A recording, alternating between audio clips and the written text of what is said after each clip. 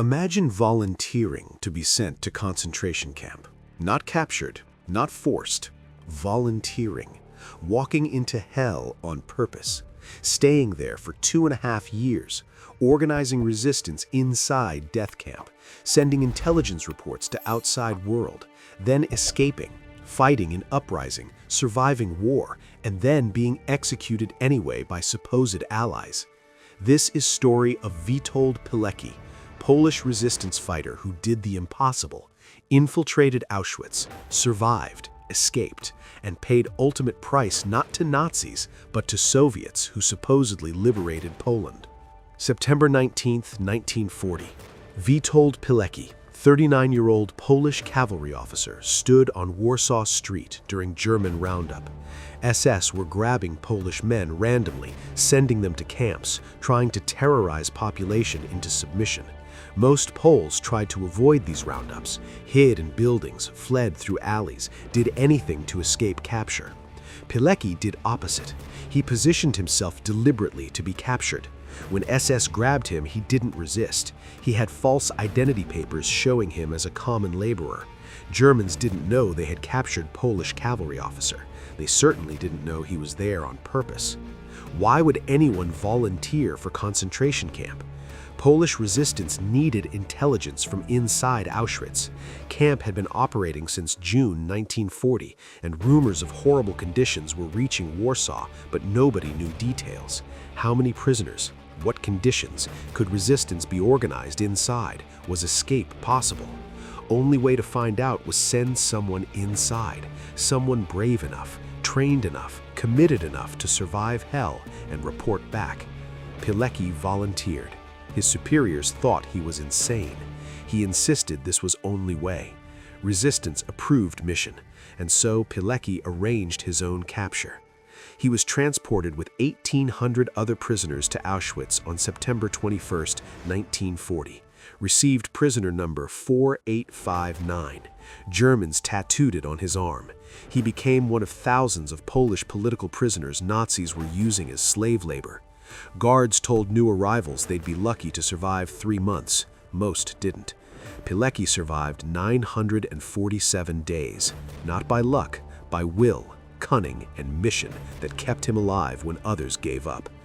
This is story of the most audacious undercover mission in history. Story of a man who infiltrated death itself, organized resistance where hope didn't exist, sent intelligence that should have stopped the Holocaust earlier, escaped impossibility, fought to free his nation, and was executed for refusing to betray truth.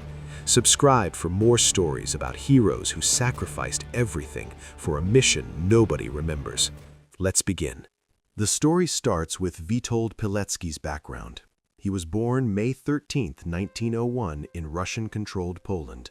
Family was minor nobility, not wealthy but educated, patriotic, instilled with duty to Poland. Grew up during First World War, saw empires collapse, saw Poland re-emerge as independent nation 1918 after 123 years of partition. This independence was precious to Poles who fought for it. Pilecki joined Polish military, served in Polish-Soviet War 1919-21, fought Bolsheviks who wanted to conquer newly independent Poland, learned to fight, learned to survive, learned to hate both German and Soviet imperialism equally. Between wars, Pilecki lived as gentleman farmer, married, had 2 children. Life was peaceful, normal, stable. But Pilecki remained reserve cavalry officer, trained local youth in military skills, prepared for war he knew was coming. When Germany invaded Poland September 1, 1939, Pilecki immediately reported for duty. Fought in defensive campaign, saw Polish army destroyed in 3 weeks by combined German and Soviet invasion, Stalin allied with Hitler to partition Poland again. Polish government fled to exile in London. German and Soviet occupiers began systematic destruction of Polish nation. Germans targeted educated classes, teachers, priests, officers, intellectuals, anyone who could lead resistance. Soviets did same in their occupation zone, murdering Polish officers in Katyn forest massacre. Both totalitarian powers wanted Poland erased, Polish people reduced to slaves. This was existential threat. Poles who could fight went underground.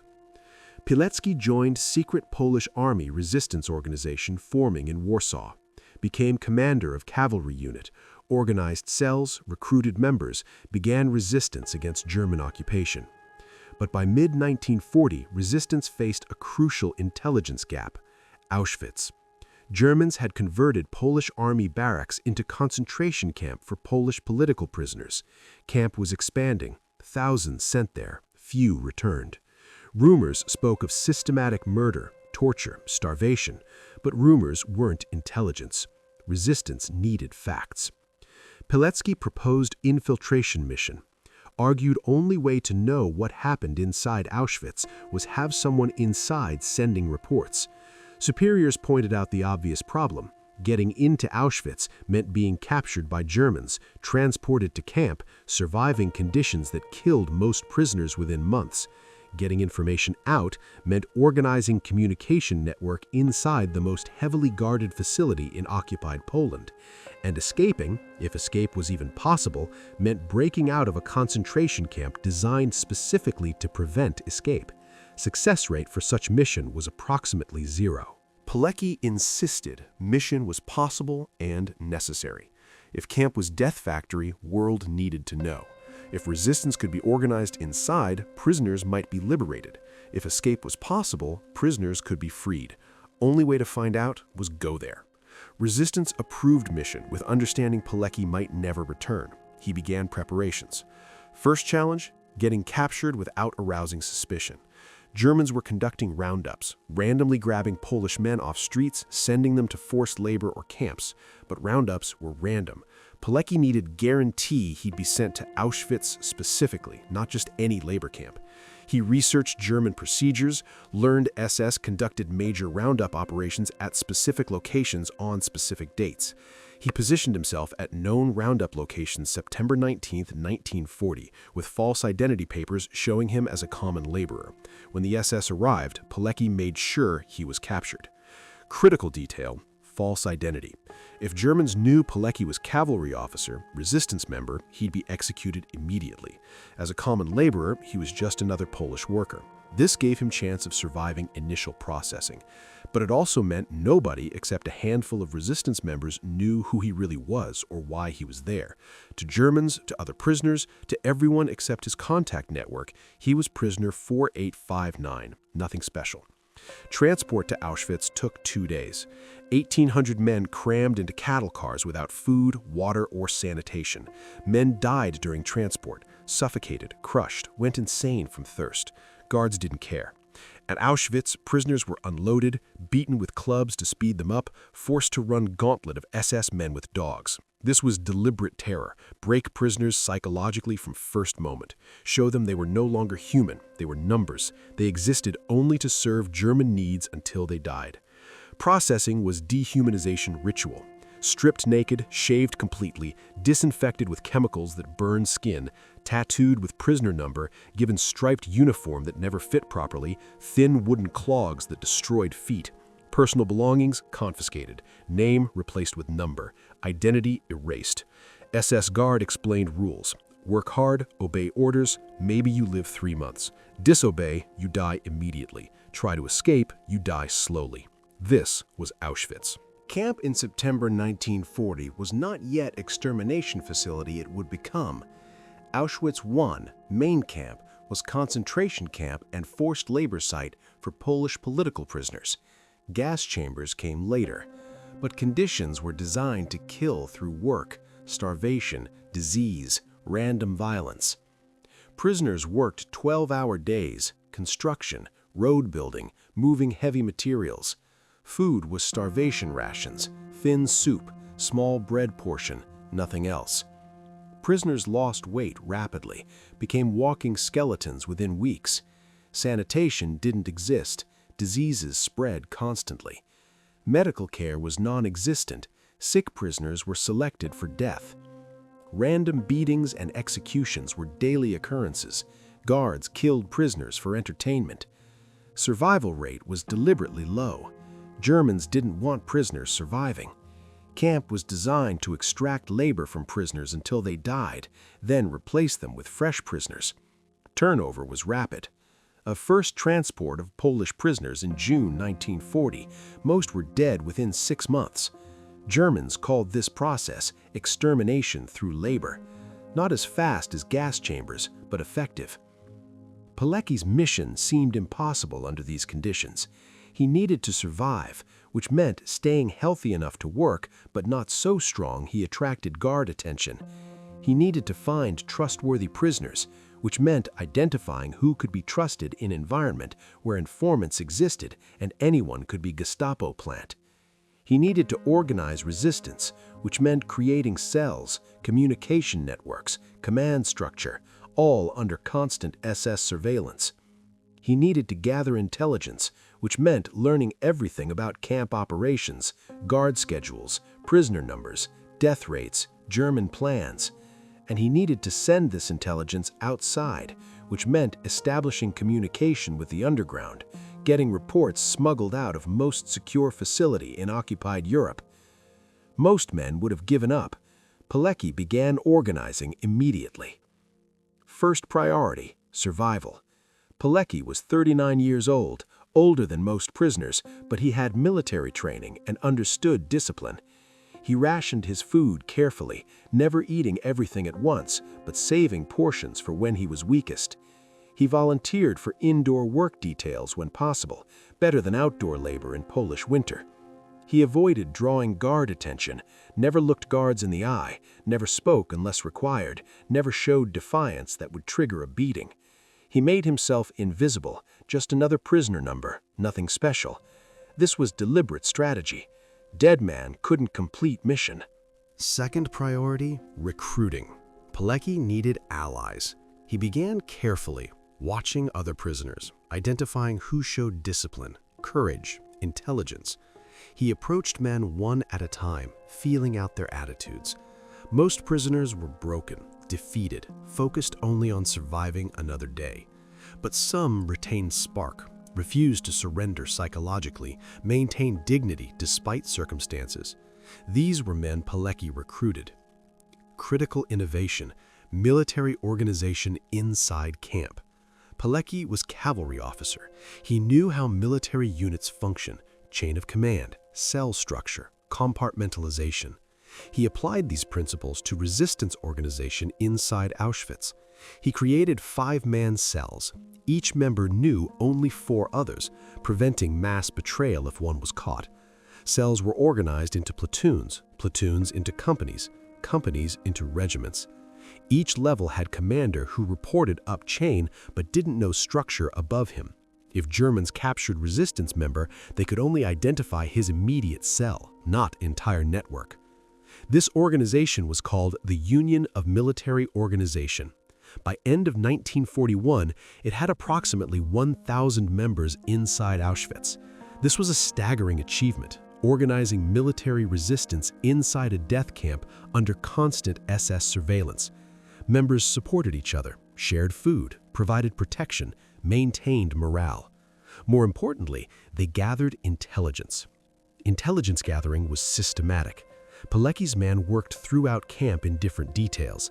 They observed guard rotations, counted prisoner numbers, documented executions, tracked transports, mapped camp layout, identified vulnerable points in security. All information funneled up chain of command to Pilecki, who compiled comprehensive intelligence reports about Auschwitz operations. Getting reports out was a sophisticated operation. Pilecki couldn't simply write letters. All prisoner correspondence was censored heavily, and writing about camp conditions meant immediate execution. Instead, he used civilian workers who entered camp daily for construction projects.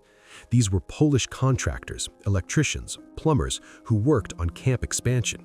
Some were sympathetic to resistance, willing to smuggle messages if approached carefully. Pilecki made contact with several, convinced them to carry reports hidden in building materials, clothing, equipment. Reports were written on tiny paper scraps, sometimes cigarette papers, using coded language that looked innocent if discovered. Messages reached resistance network in Warsaw, were decoded, forwarded to Polish government in exile in London. By 1941, Pilecki's reports provided most detailed intelligence available about Auschwitz. He documented prisoner numbers. Camp held approximately 15,000 prisoners by end of 1941. He documented death rates. Approximately half of prisoners died within 6 months. He documented German methods: starvation, disease, execution, medical experiments. He documented camp expansion, Germans building additional sections, including Auschwitz II, Birkenau. Critical report: Pilecki identified Birkenau as extermination facility. In 1942, Germans began constructing gas chambers at Birkenau for systematic murder of Jews, Roma, and others. Pilecki's reports documented this construction, identified purpose, and estimated capacity. His intelligence provided early warning of the Holocaust. Reports reached London, were shared with British and American governments. And then, nothing happened.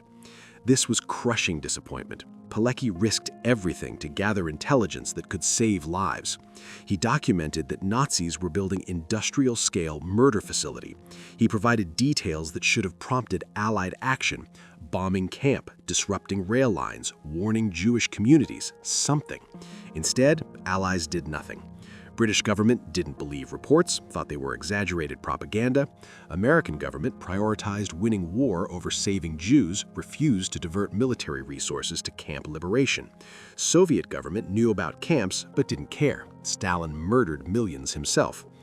Pilecki continued sending reports, hoping someone would act. But by 1943, it was clear nobody was coming. No rescue, no liberation, no Allied intervention. Prisoners were on their own. His organization continued functioning, supporting members, maintaining resistance, sabotaging German operations when possible.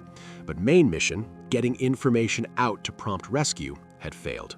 Pilecki faced decision: stay in Auschwitz, continuing resistance, or escape and fight elsewhere.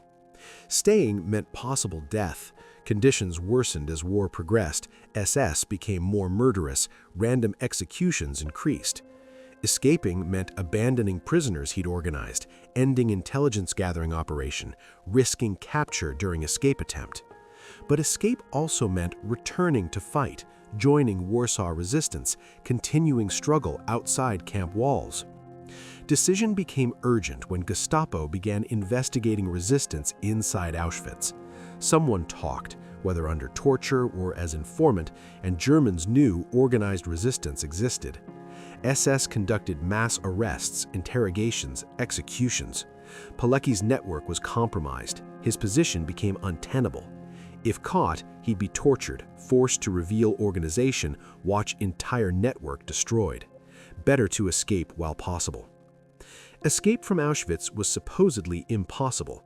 Camp was designed to prevent escape, surrounded by electrified barbed wire fences, patrolled by armed guards with dogs, watchtowers with machine guns, security protocols that locked down camp immediately if prisoner went missing. Successful escapes were rare. Fewer than 100 prisoners escaped Auschwitz during the entire war. Most were caught and executed. But Pilecki had advantages.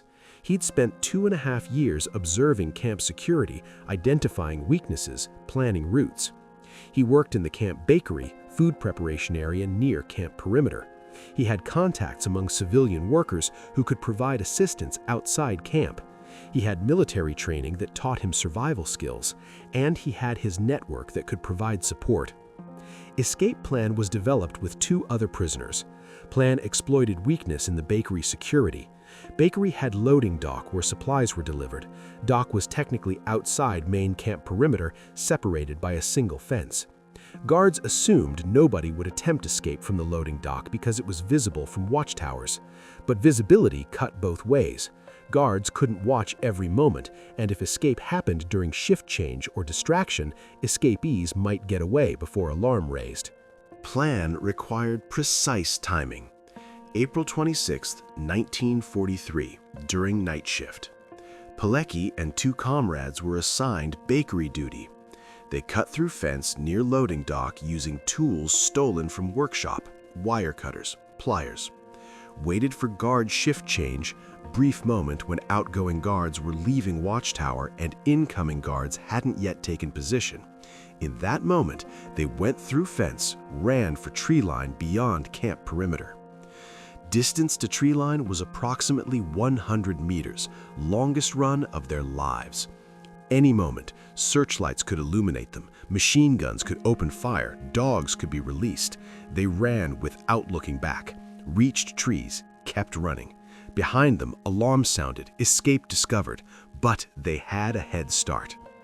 Next hours were desperate flight. Camp was located in occupied Poland, surrounded by German forces, patrolled by SS units, monitored by collaborators who turned them in for reward. Escapees had no food, no weapons, no civilian clothes, wearing striped prison uniforms that made them instantly identifiable. They needed to reach resistance safe house before Germans caught them. They traveled at night, hid during day, walked through fields, avoiding roads where German patrols operated. Finally reached a village where Pilecki had a resistance contact. Contact provided civilian clothes, food, false papers, and instructions for reaching Warsaw. Pilecki separated from his comrades, less suspicious traveling alone, made his way to Warsaw over several days, using false identity, avoiding checkpoints, relying on resistance network safe houses. Reached Warsaw May 19, 1943, exactly 947 days after entering Auschwitz. Against all odds, mission was successful. He infiltrated death camp, organized resistance, gathered intelligence, sent reports outside, survived 2.5 years, and escaped. Nobody else accomplished anything comparable during entire war. Pilecki expected recognition, maybe rest. Instead, he found Polish resistance in crisis and Soviet liberation bringing new occupation. Warsaw resistance was preparing for uprising. Polish Home Army was largest resistance movement in occupied Europe, approximately 400,000 members. Plan was launch uprising against Germans, liberate Warsaw before Soviets arrived, establish Polish government authority, prevent Soviet occupation. Timing was critical. Uprising needed to happen while Germans still occupied city but were weakened enough to be defeated and before Soviets arrived from east. Pilecki wanted to join uprising, but Home Army leadership was suspicious. He'd been in Auschwitz. How could they verify he wasn't German agent sent to infiltrate resistance, betray uprising plans? Pilecki had reports, intelligence, verification from prisoners who'd received his messages, but paranoia was justified. Germans had infiltrated resistance before. Verification process took months. Meanwhile, Pilecki wrote comprehensive report about Auschwitz, 100 pages documenting everything he observed: camp structure, prisoner numbers, German methods, resistance organization, escape plan, everything. Report was detailed intelligence document, should have been invaluable to the Allies. He submitted it to Home Army leadership, who forwarded it to government in exile in London. Again, report was largely ignored. War was ending, Allies advancing, Auschwitz would be liberated eventually. Intelligence wasn't priority. Warsaw Uprising began August 1, 1944. Pilecki participated, fought with Home Army units against German garrison. Uprising was supposed to last few days, quick strike, liberate city, welcome Soviets as co-liberators. Instead, it lasted 63 days of brutal street fighting. Germans reinforced garrison, brought in tanks and artillery, systematically destroyed city. Soviets stopped their advance at Vistula River, waited while Germans crushed uprising, then entered Warsaw after resistance was defeated. This was Stalin's strategy. Let Germans destroy Polish resistance, then occupy Poland with no opposition. Soviets didn't want independent Poland, wanted puppet state controlled from Moscow.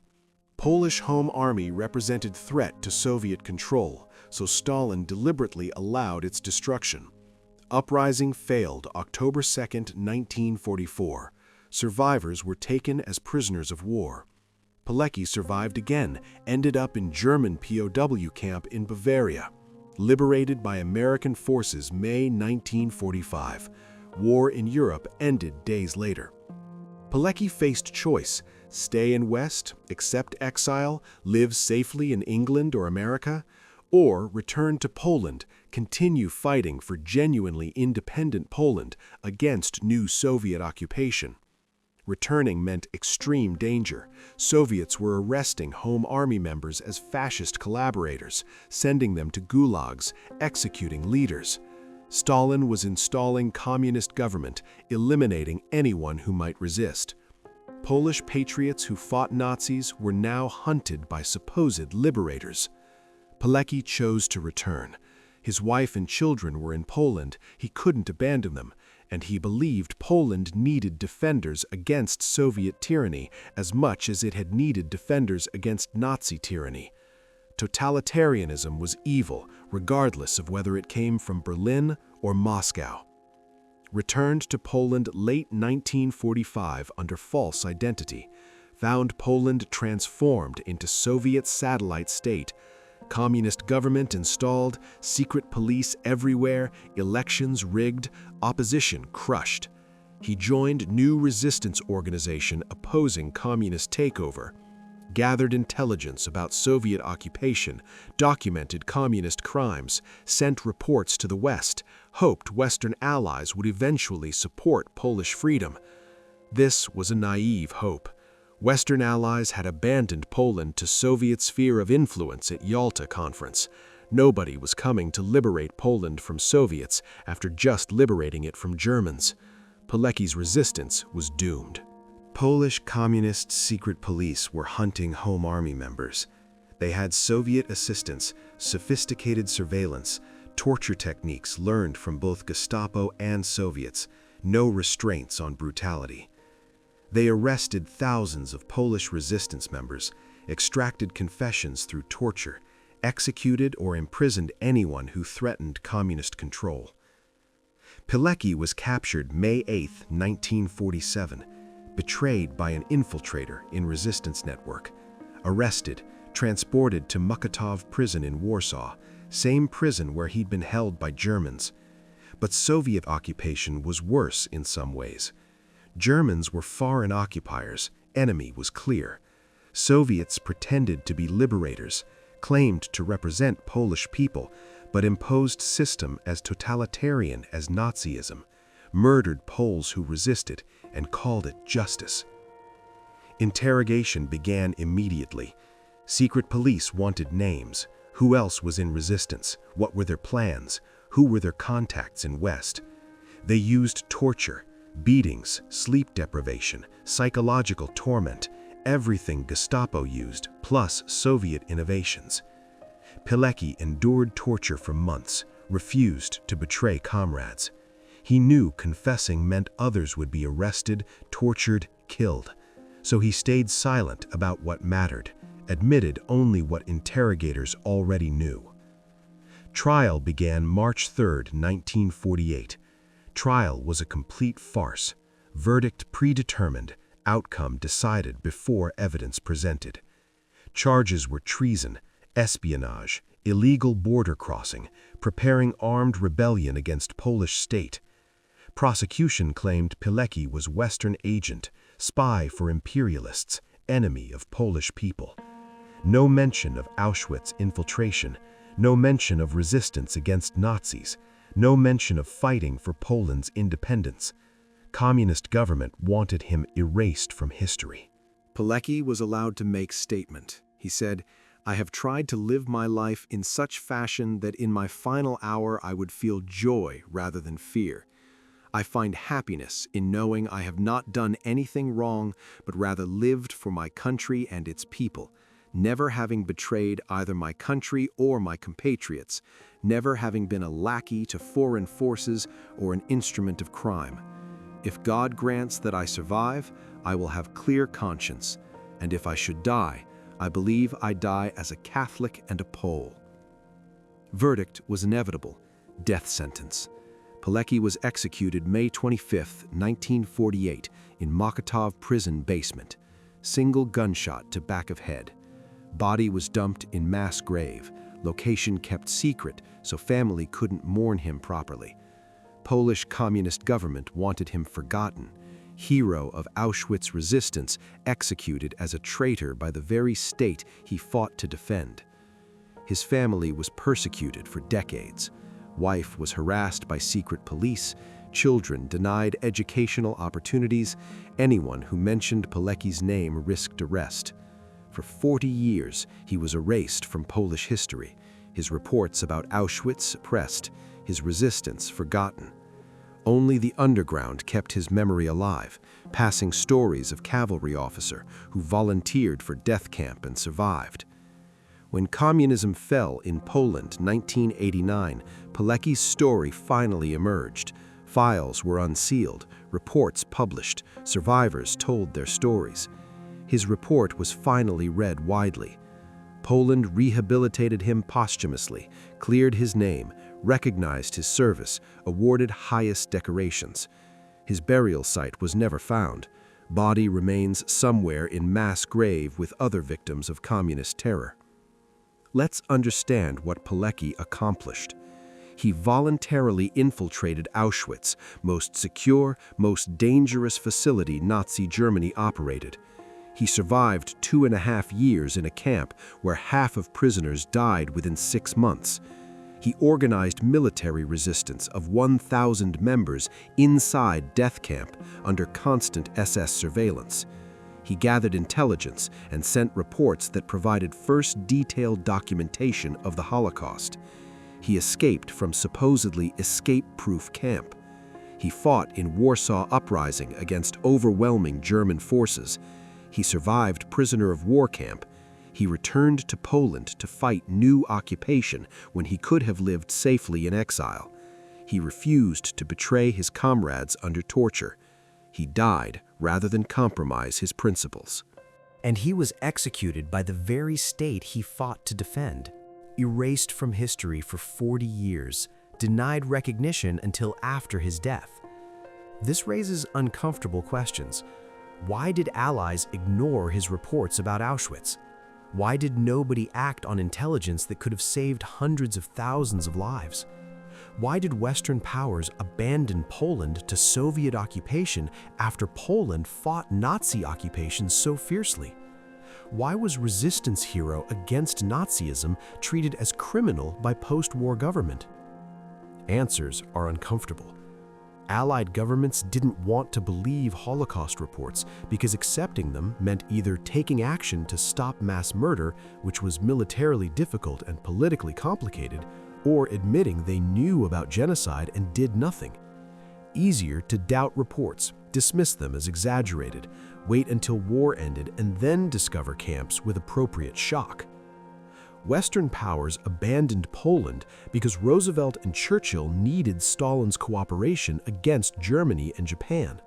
At Yalta, they agreed Poland would be in Soviet sphere of influence, meaning Soviet puppet government, Soviet political system, Soviet occupation.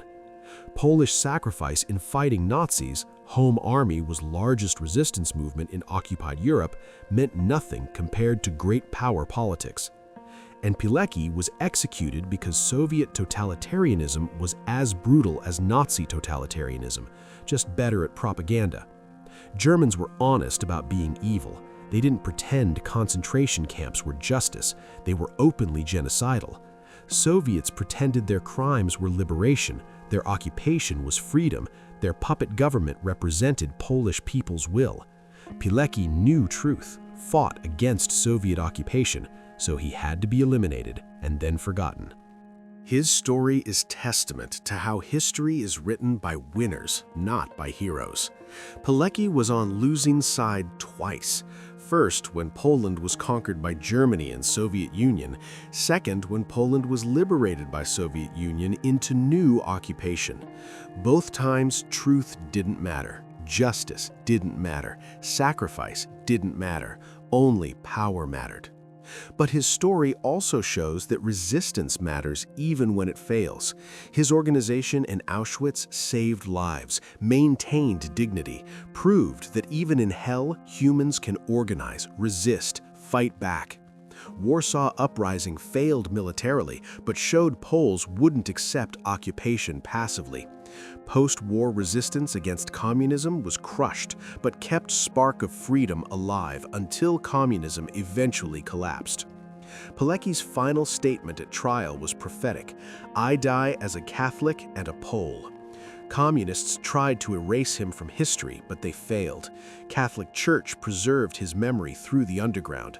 Polish people told his story to their children despite official prohibition. And when communism fell, Pilecki emerged from historical oblivion to be recognized as hero he was. Subscribe to this channel for more stories about heroes who fought not just for victory, but for principles that outlasted their lives and regimes that tried to erase them. Like if this changed how you think about resistance and occupation. Comment with your thoughts about why some heroes are forgotten for decades, while others are celebrated immediately. Share with someone who needs to understand that fighting for truth matters, even when nobody recognizes it at the time. What will you accomplish when you understand that victory isn't always immediate recognition? That sometimes doing the right thing means being forgotten by history for generations, and that truth eventually emerges even when powerful forces try to suppress it. Because volunteering for hell, surviving, and then being executed for refusing to compromise proves that courage means doing what's right regardless of consequences.